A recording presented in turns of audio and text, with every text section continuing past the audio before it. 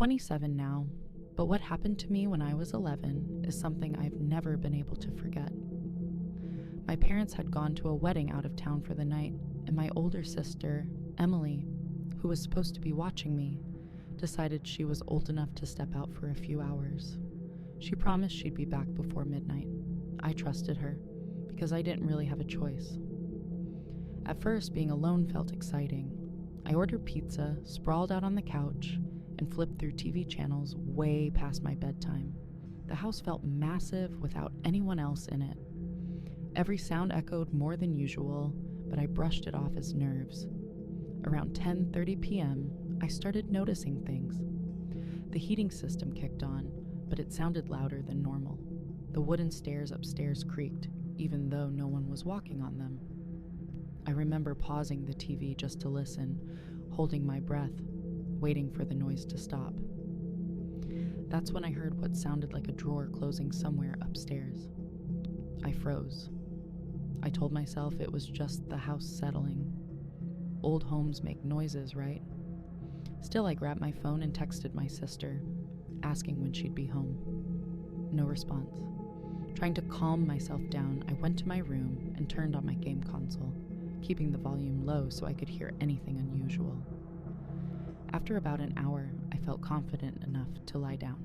Then I heard the back door, not opening, locking.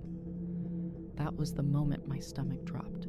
I knew the sound, that soft, metallic click. Someone had turned the deadbolt. I quietly got out of bed and peeked into the hallway. The light in my parents' bedroom was on. It hadn't been earlier. I didn't yell. I didn't move. I went back into my room and slid under my bed, pulling the blanket down so it looked untouched. My heart was pounding so hard I thought whoever was in the house could hear it. Footsteps moved down the hallway. Slow, heavy, purposeful. They stopped right outside my door. I watched through the narrow gap beneath the bed as a shadow crossed the doorway. The doorknob turned slightly, then stopped. Whoever it was stood there for a few seconds, then walked away. I stayed under that bed for what felt like hours, barely breathing. Eventually, I heard the back door open and close again. This time, it didn't lock.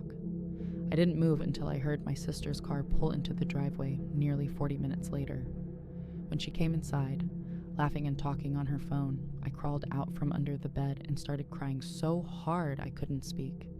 She searched the house with me and found drawers open, a missing laptop, and muddy footprints by the back door. The police said it was likely someone who noticed the house was empty and came back when they realized no one was home.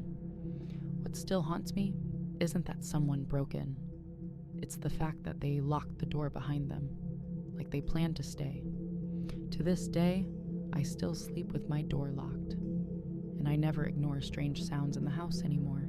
Even now, all these years later, I still think about how close I came to being discovered that night.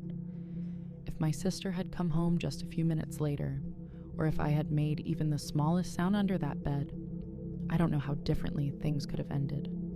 Nothing like that ever happened again, but it only takes one moment to change the way you see the world. And ever since that night, I've learned that being home alone doesn't always mean you're actually alone. I'm 27 now, but this happened when I was 11, and I still think about it every time I'm alone in a quiet house at night. My parents trusted me more than they probably should have for my age. We lived in a small suburban neighborhood where nothing ever really happened. Everyone knew everyone, and crime felt like something that only existed on the news. That's why my parents felt comfortable leaving me home alone for a couple of hours while they went to a late dinner with friends across town. They reminded me of the rules before leaving. Don't open the door for anyone. Don't answer phone calls from numbers I don't recognize. And most importantly, lock the doors and don't tell anyone I'm home alone. I promised I would. At first, it felt exciting. I made myself microwave popcorn, turned on the TV in the living room, and watched cartoons louder than I normally would. The house felt huge without adults in it, and for a while, I enjoyed that feeling of independence. About an hour passed before the first strange thing happened. I heard a knock at the front door. It wasn't loud or aggressive, Just 3 calm, spaced out knocks. I froze on the couch, staring at the hallway that led to the front door. I didn't move. I didn't breathe. I just waited. A few seconds later, the knock came again. This time, a man's voice followed it. He said my name. Not loudly, not yelling, just casually, like he knew I was inside. I remember my stomach dropping instantly. I hadn't told anyone my parents were gone.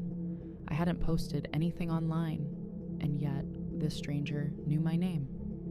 I didn't respond. The man sighed, almost like he was annoyed, and said something I still hear clearly in my head. I know your parents aren't home. I just need to talk to you for a second.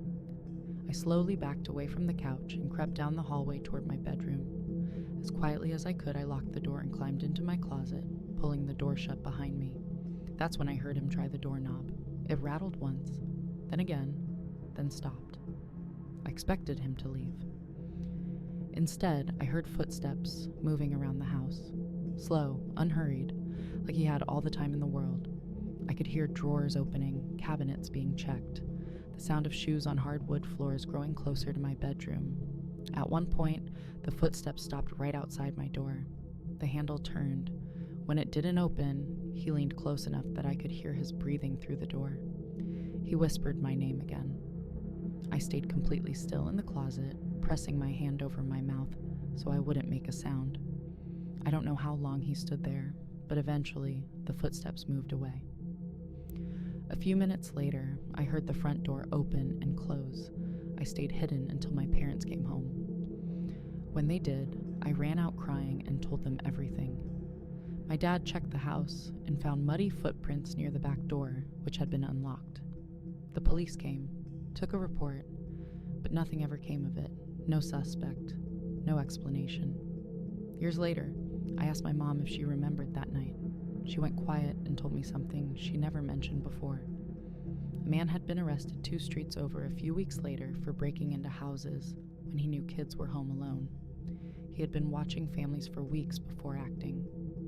Even now, I don't know how he knew my name or how long he had been watching our house. But I do know one thing. That night taught me that feeling safe doesn't mean you actually are, and being home alone doesn't always mean you're truly alone.